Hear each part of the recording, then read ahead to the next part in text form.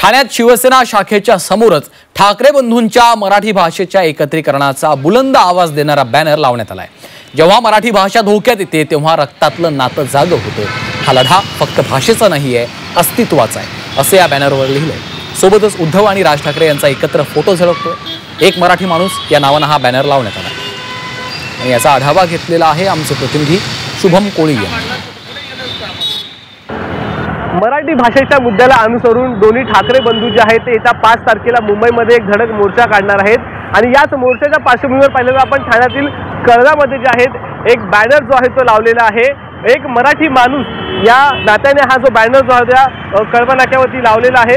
विशेष म्हणजे हा बॅनर जो आहे तो शिंदेच्या शिवसेनेच्या शाखेच्या अगदी समोरच लावला असल्यामुळे मोठ्या प्रमाणात या बॅनरमुळे जे आहे ते राजकीय वर्तुळामध्ये चर्चा जी आहे ते रंगू लागलेल्या। आपण पाहिलं तर बॅनरवरती जे आहेत महाराष्ट्र आणि मुंबईत एकच ब्रँड ठाकरे ब्रँड असा एक मजकूर लिहिलेला आहे। मजकुराच्या खाली आपण पाहिलं तर राज ठाकरे असतील किंवा उद्धव ठाकरे असतील यांचा एक एकत्र फोटो आहे आणि वरच्या बाजूला आपण लक्ष केंद्रित केलं तर एका बाजूला बाळासाहेब ठाकरे असतील, दुसऱ्या बाजूला आनंद दिघे यांचा फोटो आहे आणि दुसऱ्या बाजूला आपण पाहिलं तर जेव्हा मराठीची भाषा धोक्यात येते तेव्हा रक्ताचं नातं जे आहे रक्ताचं नातं जागं होतं। चला ठाण्यातून आवाज द्या, हा लढा फक्त भाषेचा नाही तो अस्तित्वाचा आहे। चला गिरगाव चौपाटीवर एक मराठी माणूस अशाचा बॅनर जो आहे तो लावलेला आहे आणि शिंदेच्या शाखेसमोर हा बॅनर लावल्यामुळे जे आहे ते सर्वांचं लक्ष जो आहे हा बॅनर केंद्रित या ठिकाणी करत आहे। त्याचमुळे आता या बॅनरमुळे जे आहे ते कोणत्या राजकीय वर्तुळामध्ये जेव्हा ठाण्यामध्ये चर्चा रंगतात हे देखील पाहणं तितकंच महत्त्वाचं असणार आहे।